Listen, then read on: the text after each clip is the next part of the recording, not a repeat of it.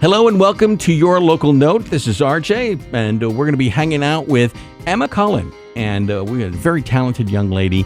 She's going to play a couple songs for us live. We're going to hear some of her recorded songs, and we're going to talk to her about her music and about her future. And I think she's got a very bright future. All right, so what we're going to do is we'll play her first song. It's the title track of her EP. It's called Left on the Tracks. We'll play that, and then we'll come back and we'll talk to her. This is YourLocalNote.com.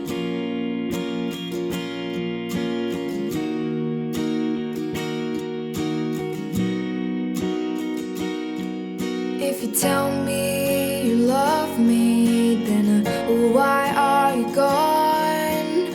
All I know is right now I feel alone, 'cause nothing seems to work out, and I fall harder when I hear your name. The memories hit me like a bullet train. I just wanna hold your hand.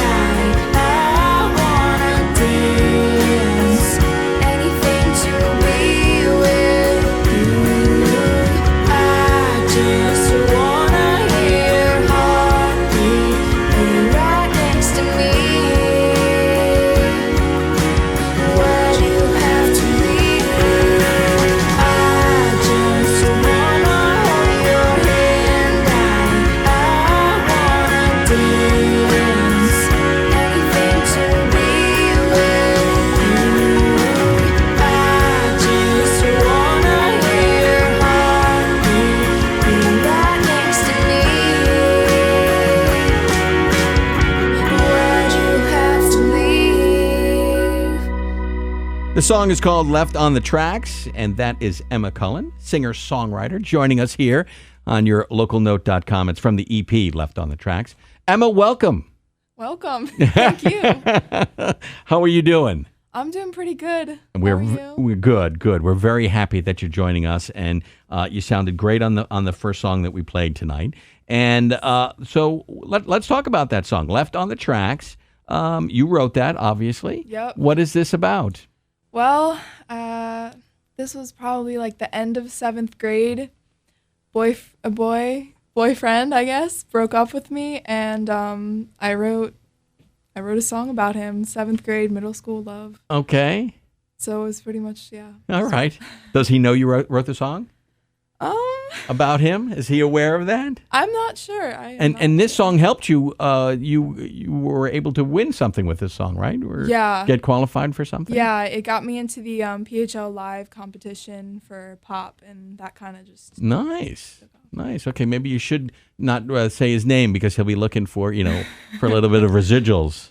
Yeah. As you were able to use that. Well, that's good. So do you, as a songwriter, are you always looking at personal experiences to write songs, or do you like to tell stories too?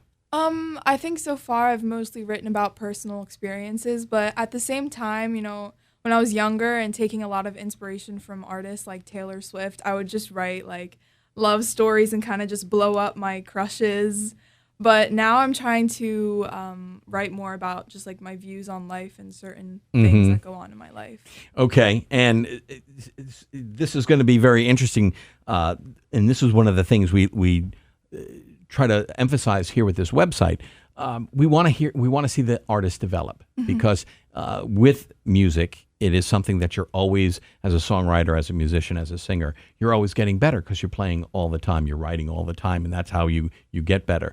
And so we want to be a place where you'll have an opportunity to grow and have your music exposed to people, and people then can see, oh, okay, her first few songs, they sounded like this, and then a couple of years later, as you get more experience, you're going to be writing about different things, which is going to be pretty cool to watch. Yeah. So now, when you were writing your songs, have you taken music lessons, or is this something you just do on your own?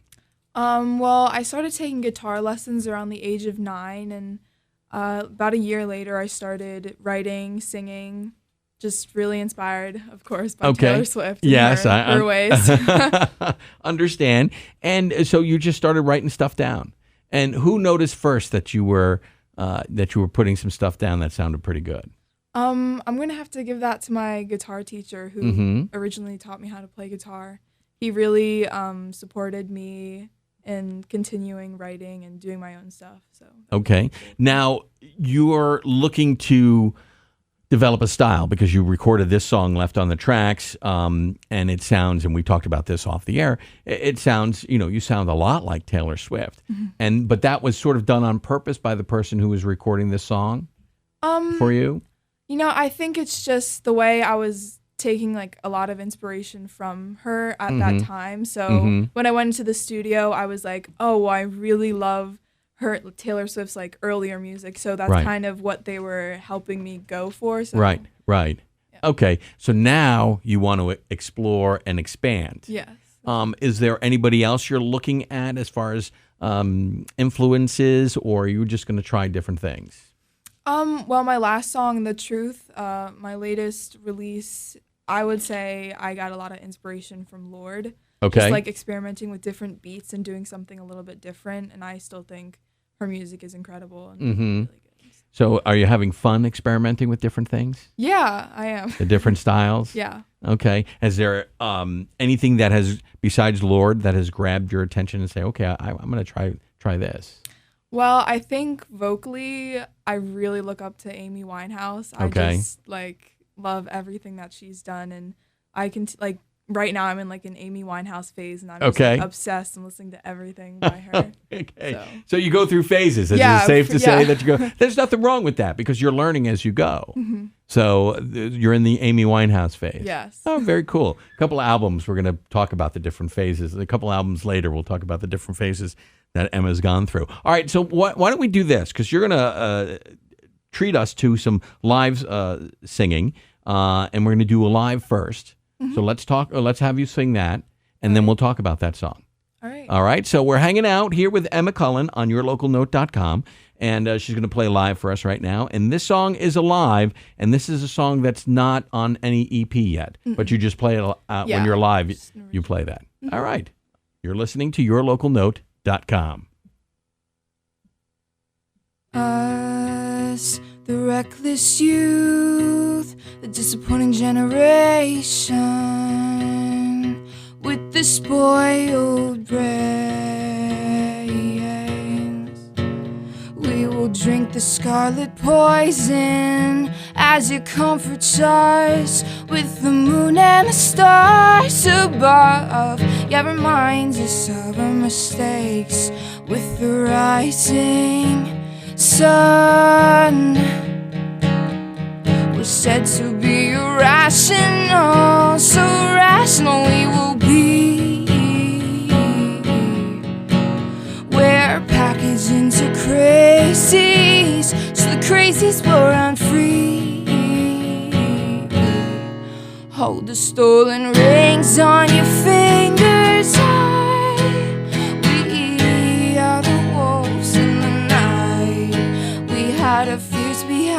bloodshot eyes, and no one ever bothered to see that maybe we're alive on the inside. We're alive on the inside. Everything's clearer at 2 a.m. So let us crazies roam our cracked pavement streets when the dew is just being released. Conflicting our ideas, we're said to be irrational, so rational we will be. We're packaged into crazies, just the crazies where I'm free. Hold the stolen rings on your fingers high. We are the wolves in the night. We hide our fears behind our bloodshot eyes, and no one ever bothered to see that maybe we're alive on the inside. We're alive on the inside. It's the epitome of society's view on these fresh liabilities. The unspeakables, doing the thoughtless things, singing some pointless songs, stealing some shiny rings.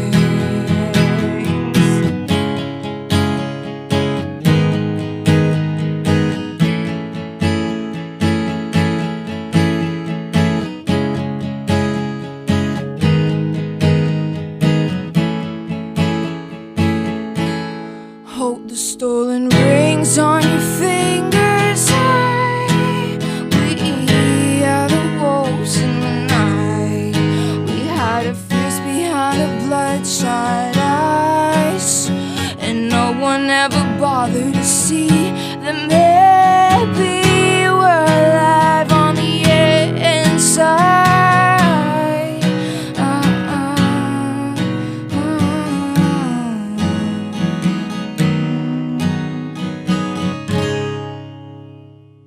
All right, very nice. Good Thank job you. there. That's Emma Cullen. The song is called Alive on yourlocalnote.com. All right, Emma, what is this song about? I wrote it in a time when I was really sort of experimenting with different ideas besides just writing about like love stories. Mm-hmm. So it's always hard for me to kind of explain this song, but it's just about how I think teenagers are really misunderstood and how like we just get such a bad rep for being so immature and we don't know what we're talking about. So, you know. Oh, yeah, I can't believe you're saying that. I mean, I would never think that at all. Yeah. Well, no, that's good, though. That's good that you're taking that perspective. I mean, it's because it's very relatable. It's relatable on both sides. It's relatable for you and for other kids your age, and then for adults who, you know, when you hear that and hear that explanation, you know, I can hear myself talking to my wife's niece who now lives with us. And there are sometimes I'm talking to her and I can see her looking at me like and giving me the look like, are you kidding me? I can't believe you're talking to me like that. Yeah. So it's cool that it's very relatable to both sides. So that's an interesting. Did you like the way it came out then? Yeah, I mean, I've never really sat down and played with it in the studio, but when I play it acoustically, I just enjoy playing it acoustically. Okay.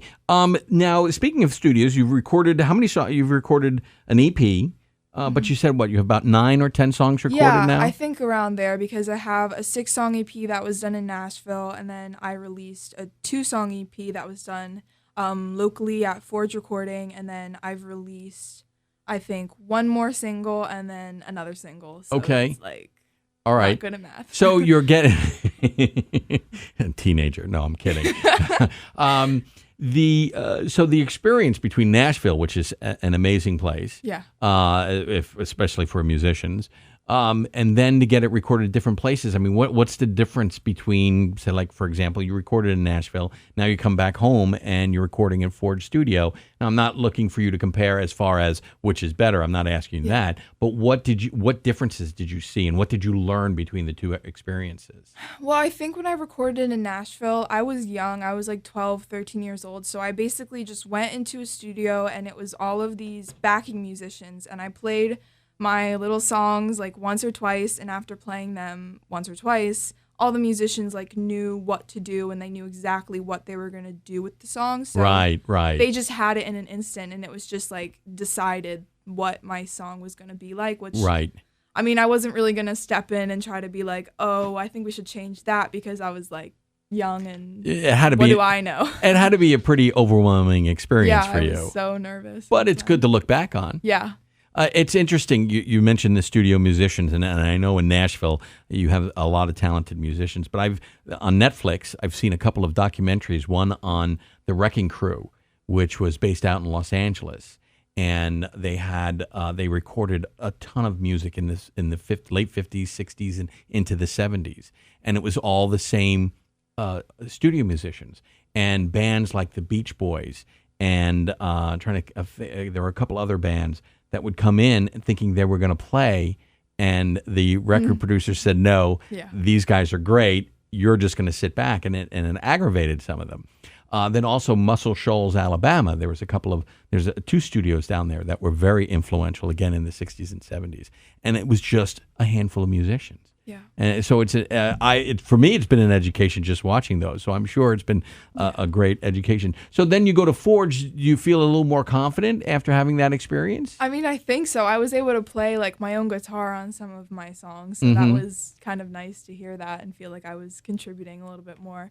But I think, the musicians that helped me out there were actually equally as talented. So I'm sure they were. Yeah. I mean, Philadelphia has a ton of talent. Yeah. That's the one thing. I'm not from this area, and the one thing when Mike is also not from this area. He graduated from LaSalle. I just moved down here for a job. When we started this, we were like, well, let's see what we have here.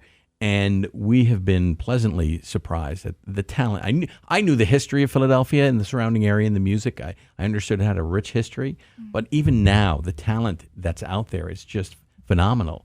And it's a lot of fun. And this is why we do this, because each week we bring someone in, and they're just, you just look and say, wow, this person can make it. They've got the talent. The situation now is producing your music. Is that something you're interested in doing, getting more involved in the production of your music? Or do you want to just stay the singer-songwriter? I think, I do want to stay the singer-songwriter, but I think it's cool when I can be able to like sit like eye to eye with the producer and kind of like feel a little bit more equal, not just like sit in the corner and them do everything at the board. Right. You ask a lot of questions when you're there? I try to. I mean, if it sounds good, I don't ask questions. Okay. But, If you like the sound, you're good. But if you don't like it, you'll speak up? Yeah, I will. That's got to be tough, though, for a person who's just starting in the business. Yeah.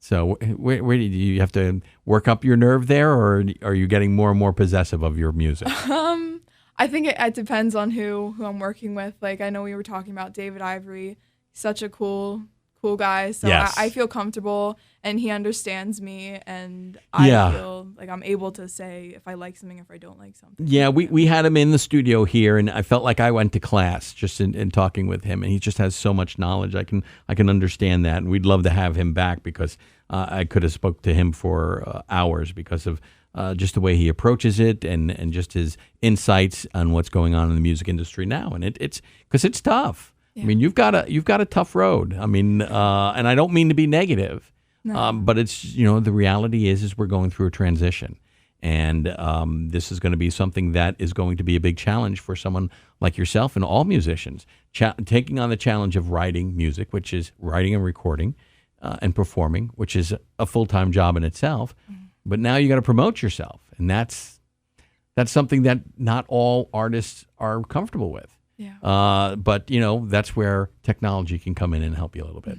I'll tell you what. Why don't we play? Why don't we have you sing the song "The Truth"? This is your single, Yep. And we'll come back and we'll talk about that after you're done. Okay. Right. All right, we're hanging out with Emma Cullen, and this is yourlocalnote.com. And the next song that she's going to play for us, we're very happy that she's doing it live. It's her single. It's called The Truth on yourlocalnote.com.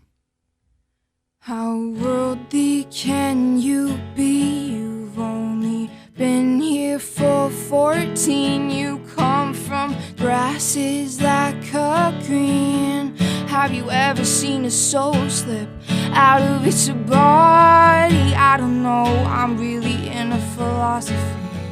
Got ideas that may just let me in white walled rooms. I will not continue. You know your life ain't that bad. You've got everything you need. I know, leave me alone. Tell that to my mental combat zone. But how am I supposed to be satisfied?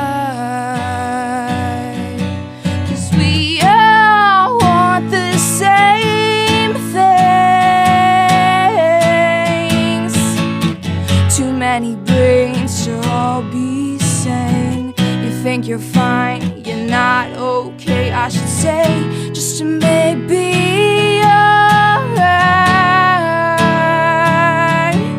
After months of this, you said it will be gone, but it only got deeper, only got deeper. If you look at this wide, see my view, you'll see that I am nothing and you are nothing too. This is the kind of stuff you don't wanna say. But how am I supposed to be satisfied? Fighting neck and neck, 'cause we all want the same things. Too many brains to all be.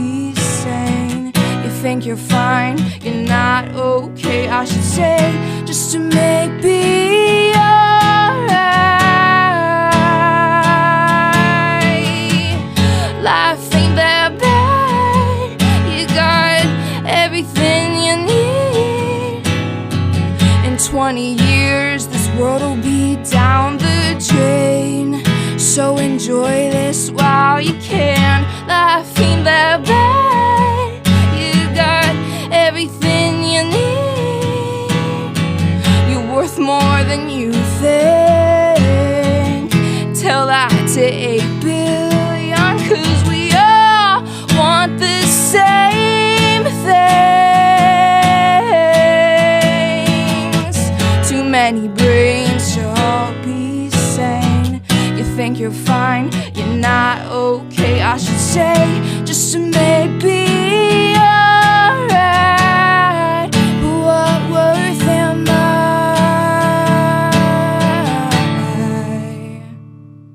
All right, very nice. Thank you very much. That's Emma Cullen live with the song The Truth. That's her single. Emma, let's talk about this song. I'm listening to it, and it's not the happiest of songs. No. What were you thinking when you were writing this song? What inspired you to write this song, I should say?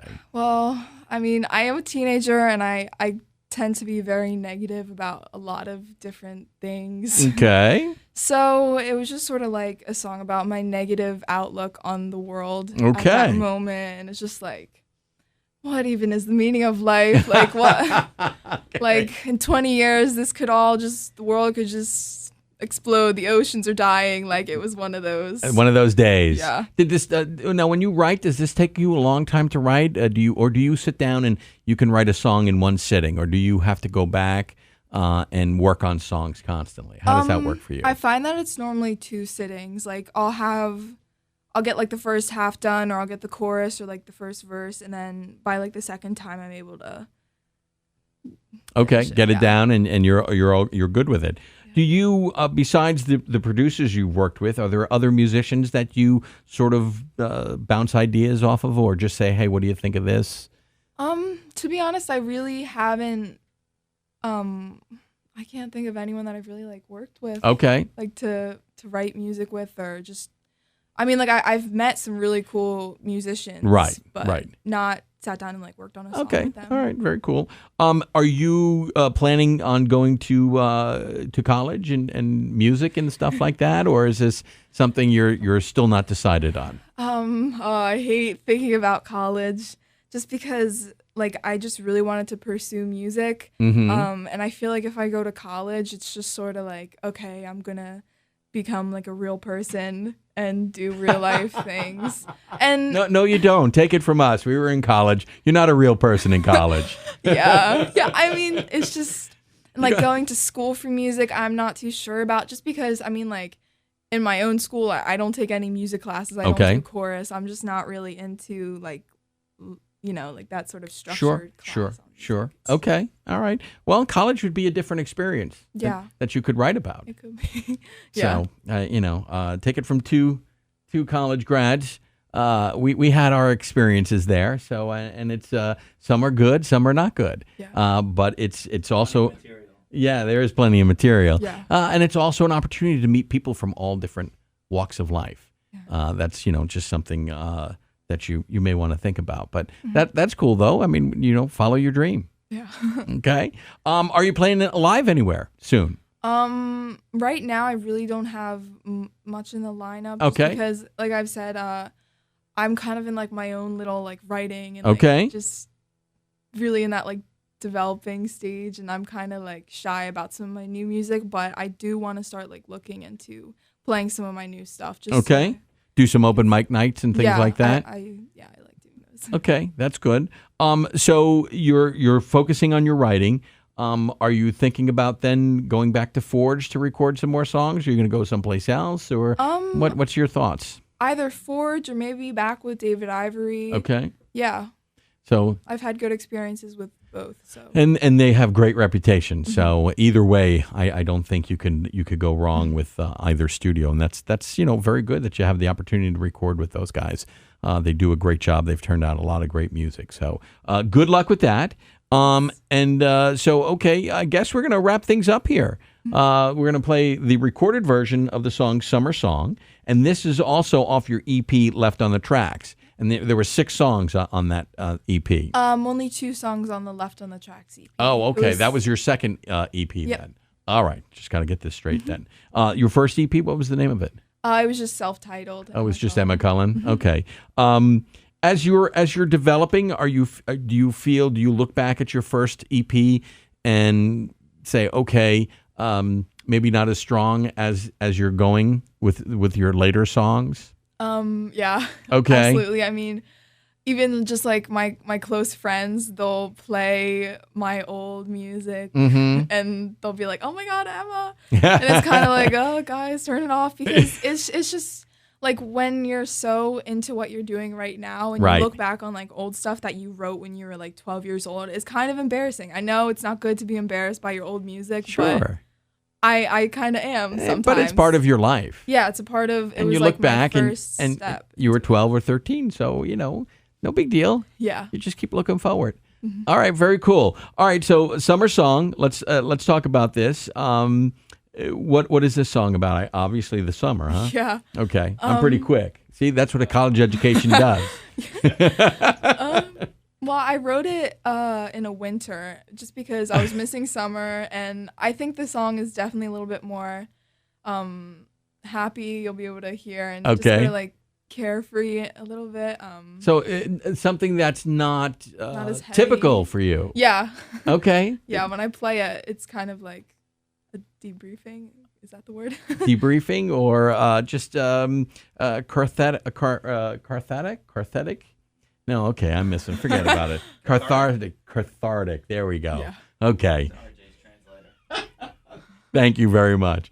All right, very cool. All right, the song is called Summer Song, and it's from the EP Left on the Tracks. You've got some new music that we're going to hear from pretty soon then? Yeah. End of the year, beginning of next year? Hopefully around that time. Yeah. Okay, very cool. When you do get it out, we want you to come back and play some more for us. All right? Really thank you for hanging out with us. Thank you for having me. I love this and appreciate this. So Very much. good. Okay. Wrapping things up with Emma Cullen and Summer Song on yourlocalnote.com.